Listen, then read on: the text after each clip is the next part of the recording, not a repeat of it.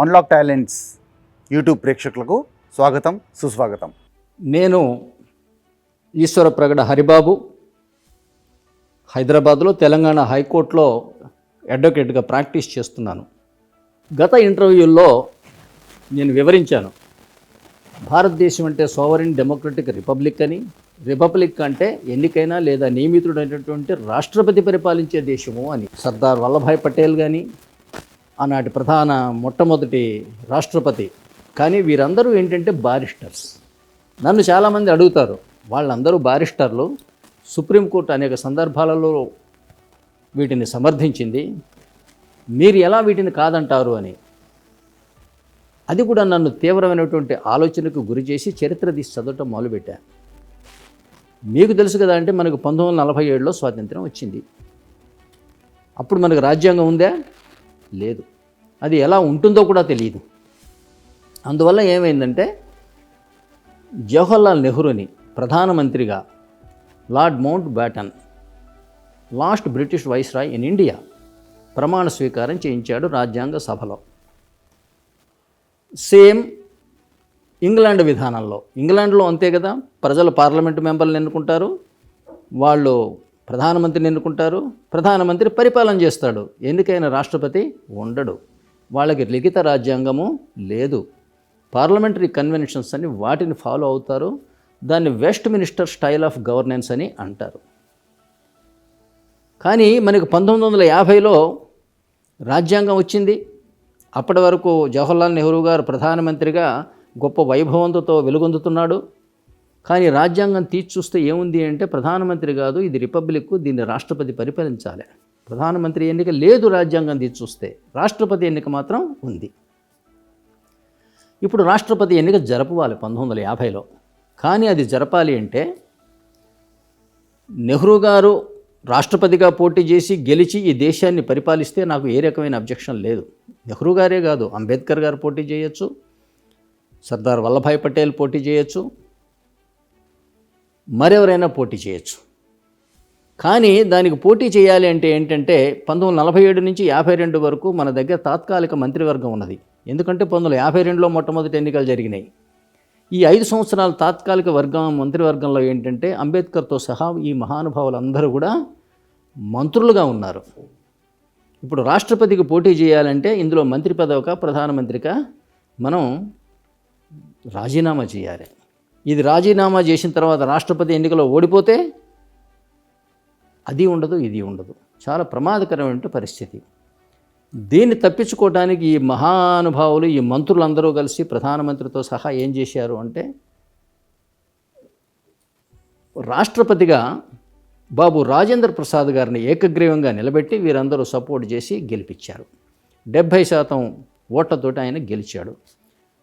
ఆ కృతజ్ఞతతోటి ఆయన రాష్ట్రపతి భవన్లో కూర్చొని అందుకు పరిమితం అయిపోయి, ప్రధానమంత్రి ఏది పంపితే అది సంతకం పెట్టి స్టాంపు వేసి, రాష్ట్రపతి అంటే రబ్బర్ స్టాంప్ అన్న బిరుదు ఆయన సంపాదించి పెట్టాడు ఈ భారతదేశానికి.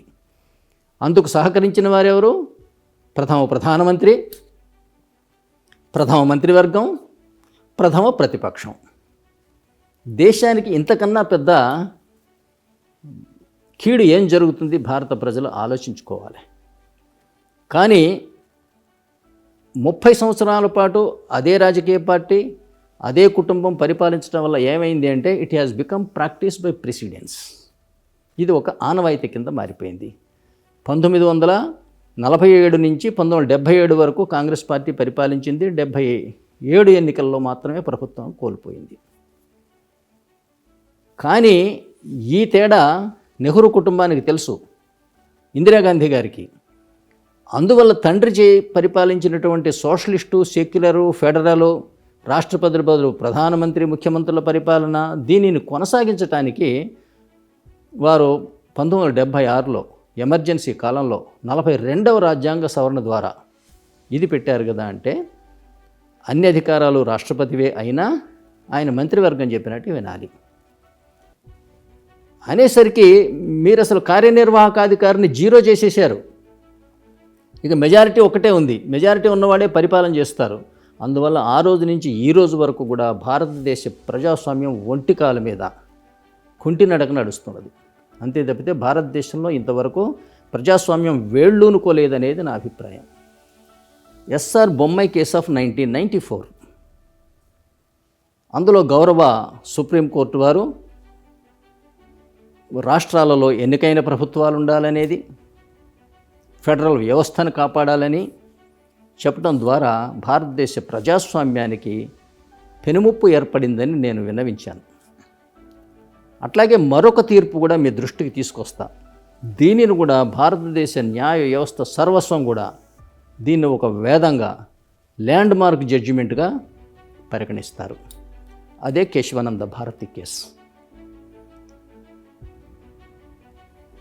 కేశవానంద భారతి కేసులో సుప్రీంకోర్టు వారు చెప్పారు కదా అంటే, ఆర్టికల్ 368 కింద రాజ్యాంగాన్ని సవరించే హక్కు పార్లమెంటుకు ఉన్నది. కానీ అది రాజ్యాంగం యొక్క బేసిక్ స్ట్రక్చర్ని మార్చే విధంగా ఉండటానికి వీల్లేదు అని తీర్పు చెప్పారు. వినటానికి బాగుంది, కానీ బేసిక్ స్ట్రక్చర్ అంటే ఏమిటండి అని న్యాయవాదులు ప్రశ్నించారు. సుప్రీంకోర్టు ఏం చెప్పిందంటే, ఇప్పుడు మేము చెప్పాం, ఏదైనా కేసు విచారణకు వచ్చినప్పుడు బేసిక్ స్ట్రక్చర్ ఇష్యూ ఉందా లేదా, అప్పుడు దాన్ని గమనిస్తామని చెప్పి సుప్రీంకోర్టు వారు చెప్పడం జరిగింది. నేను మీకు గతంలోనే చెప్పాను, నా శక్తి మేరకు రాజ్యాంగాన్ని, చట్టాన్ని రక్షించి సంరక్షించి కాపాడుతానని వాగ్దానం చేసింది ఎవరు? రాష్ట్రపతి, ఆర్టికల్ 60 కింద. కానీ సుప్రీంకోర్టు న్యాయమూర్తులు షెడ్యూల్ 3 ప్రకారంగా వాళ్ళ ప్రమాణ స్వీకారం తీసుకుంటారు. ఏమని? I truly abide by the constitution. నేను ట్రూ అన్న దానికి చాలా గొప్ప మీనింగ్ ఉంది. ట్రూ అంటే ఏంటంటే ఒక అక్షరము పొల్లు కూడా మీరు మార్చడానికి వీళ్ళే. రాజ్యాంగ బద్ధులమై ఉంటాము అని మీరన్నారు, రాజ్యాంగాన్ని రక్షిస్తాను అని రాష్ట్రపతి అన్నాడు. అటువంటిది మీరు రాష్ట్రపతి పాస్ చేసిన చట్టాన్ని లేదా రాష్ట్రపతి ఆర్టికల్ 356 కింద చేసిన డిక్లరేషన్ని కోర్టులు కొట్టివేస్తే ఎలా అంటారు కదా. అంటే మరి చట్టాలంతా లోపభూయిష్టం ఉండే చట్ట వ్యవస్థలు, వీళ్ళంతా కరప్ట్ పీపుల్ అని అంటాం కదా. ఏదైనా సరే 140 కోట్ల మంది ప్రజలు ఎన్నుకున్నటువంటి పార్లమెంటు సభ్యులు, వారు ఎన్నుకున్నటువంటి రాష్ట్రపతి, ఎవరైనా కూడా ఏంటంటే నేను రాజుని మించిన దేశభక్తుడిని అని చెప్పుకోవడం కరెక్ట్ కాదు. అందువల్ల ఈ బేసిక్ స్ట్రక్చర్ థియరీ అనేది ఇంతవరకు నిర్వచితం కాలేదు. పైగానేమో ఈ స్ట్రక్చర్ని కానీ రాజ్యాంగాన్ని కానీ రక్షించి సంరక్షించి కాపాడే బాధ్యత రాష్ట్రపతిది, అంతేగాని సుప్రీంకోర్టుది కాదు. ఇంకా మీకు క్లియర్గా చెప్పాలి అంటే ఆ బేసిక్ స్ట్రక్చర్ ఏంటో నేను చెప్పేయగలను. ఎందుకని భారతదేశంలో మన రాజ్యాంగంలో ఉన్న పీఠికలో మొట్టమొదటి మాటలేంటి? We the people of India having solemnly resolved to constitute India into a sovereign democratic republic. భారతదేశ ప్రజలు ఏమని నిర్ణయించుకున్నారు? తమ దేశాన్ని సోవరెన్ డెమోక్రటిక్ రిపబ్లిక్గా నిర్మించాలి అని నిర్ణయించుకున్నారు. నిర్మించటము అనే మాట వాళ్ళు నిర్ణయించుకున్నారు కాబట్టి అదే భారతదేశపు బేసిక్ స్ట్రక్చర్. శంకలో పిల్లను పెట్టుకొని ఊరంతా వెతికినట్టు మొదటి 3 మాటల్లోనే ఉంది. అది ప్రజల నిర్ణయం. భారతదేశాన్ని సార్వభౌమాధికారం కలిగినటువంటి సోవరెన్ డెమోక్రటిక్ రిపబ్లిక్గా నిర్మించుకోవటానికి బేసిక్ స్ట్రక్చర్ అన్నప్పుడు ఏంటంటే దానికి ఒక ఫిజికల్ ఫామ్ ఉండాలి స్ట్రక్చర్కి. కానీ ఏంటంటే దాని ఆశయాలు ఏంటి? To secure to its people justice, liberty, equality, తర్వాత unity, fraternity and individual dignity. ఇవేంటంటే ఆశయాలు. ఈ ఆశయాలను మనం బేసిక్ స్ట్రక్చర్గా పొరపాటు పడ్డారని నా అభిప్రాయం. అట్లాగే ఆ బేసిక్ స్ట్రక్చర్ని నిర్మించే విధానం ఏంటి అంటేనేమో డెమోక్రటిక్ ప్రాసెస్. డెమోక్రసీ అనేది ప్రాసెస్, యూనిటీ, ఇంటిగ్రిటీ, లేకపోతే జస్టిస్, లిబర్టీ, ఈక్వాలిటీ ఇవేమో ఆశయాలు.